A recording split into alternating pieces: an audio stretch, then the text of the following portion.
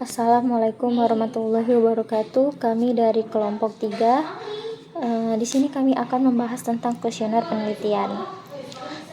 Kami di sini penulis terdiri dari yang pertama Ayu Anissa Suratna, yang kedua Queen Tida Horobrus Tepuh, yang ketiga Fitri Agusli, dan yang keempat Lina Safrina. Judul kuesioner penelitian kami yaitu adalah analisis faktor-faktor yang mempengaruhi konsumen terhadap keputusan pembelian secara online atau melalui situs di jaringan sosial. Kuesioner adalah daftar pertanyaan yang diberikan kepada responden secara langsung maupun tidak langsung. Kuesioner penelitian adalah alat riset atau penelitian yang terdiri atas serangkaian pertanyaan tertulis. Selain itu, alat yang paling efektif untuk mengukur perilaku, sikap, preferensi, pendapat, dan nilai dari respon penelitian.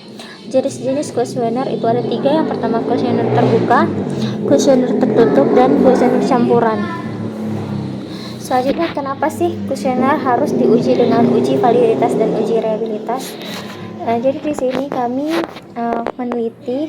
kami membuat instrumen dengan kuesioner. Kami membuat kuesioner dengan pertanyaan. Lalu judulnya tadi adalah analisis faktor-faktor yang mempengaruhi konsumen terhadap keputusan pembelian secara online atau melalui situs jaringan sosial.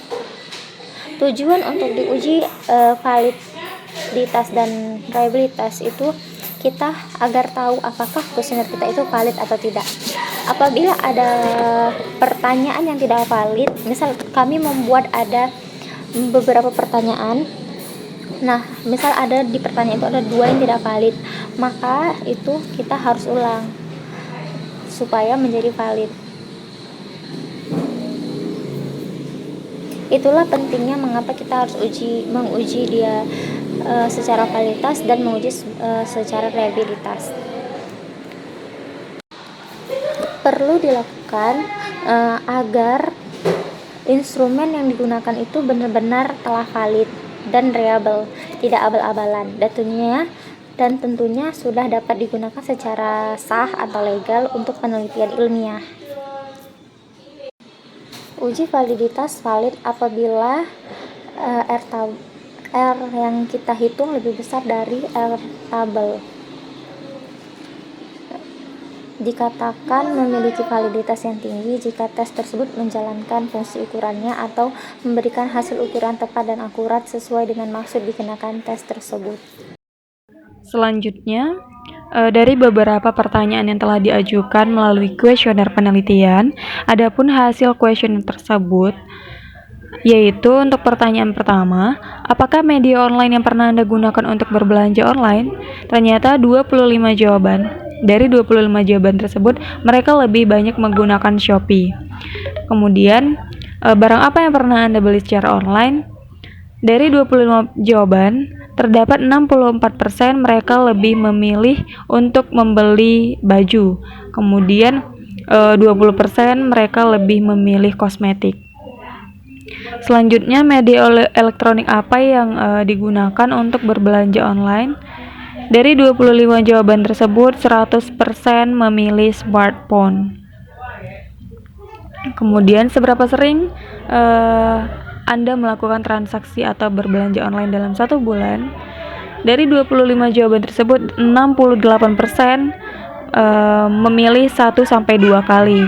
Ini menandakan bahwa pembelian barang melalui online intensitasnya tidak terlalu sering dalam 1 bulan.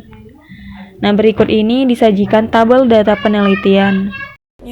Setelah pertanyaan-pertanyaan yang di kuesioner kita telah mendapatkan jawabannya, kita masukkan ke dalam tabel data penelitian ke Excel sehingga kita bisa mencari uji validitas kuesionernya di SPSS. Nah, ini ada tabel dari SPSS, ada 18 variabel atau 18 pertanyaan. Bisa kita lihat ya di sini korelasi atau validitas dari variabel pertama atau pertanyaan pertama itu 0,541. Bagaimana cara kita melihat dia valid atau tidak pertanyaan-pertanyaan ini? Jika R hitungnya itu lebih besar dari R tabel. R tabelnya kita memakai di 0,05 itu 0,3961. R tabelnya di 0,3961. Nah, di variabel pertama ini R hitungnya itu 0,541 kan. Berarti dia lebih besar dari R tabel. Maka pertanyaan variabel pertama ini valid. Selanjutnya yang kedua juga seperti itu. Yang ketiga ini juga valid. Yang keempat ini juga valid sampai ke variabel 18. Jika R hitungnya itu lebih besar daripada R tabel, maka variabel itu adalah valid. Seperti itu. Selanjutnya uji reliabilitas. Karena nilai alfanya itu sebesar 0,885 dan dia lebih besar daripada R tabelnya yang 0,391, menunjukkan bahwa ke-18 pertanyaan ini cukup reliable atau konsisten.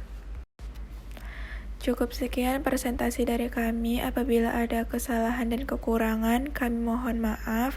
Terima kasih. Assalamualaikum warahmatullahi wabarakatuh.